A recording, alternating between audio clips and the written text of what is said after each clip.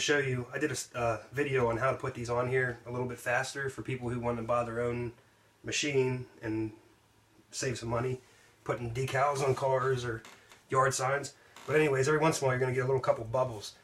I noticed if you just take and just pop the bubble with a little razor knife, you can close the hole up, and then you just take a hair dryer to it and it does pretty good. But as you can see down here, I had my mom cut these off and she cut them real close to the numbers and kind of botched it up a little bit.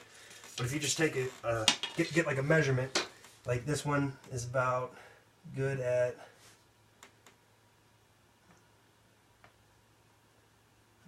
about a ½ inch really. We'll go a little bit more. Just get yourself a mark that you can see. Come over here, get yourself a mark you can see. Make sure that it's not too much. That's goodish. Mark.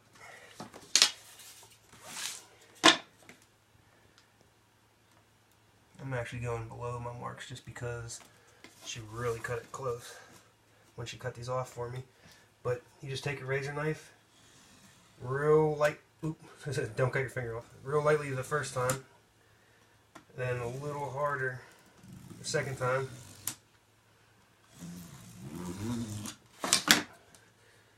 And usually it'll peel right off, so you have it nice.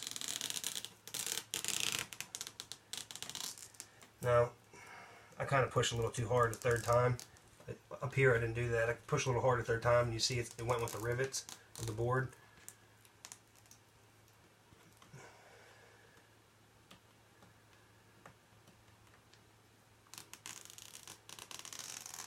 But it straightens it up pretty good just so it doesn't look all jalopy on the side of a road if you're putting yard signs up.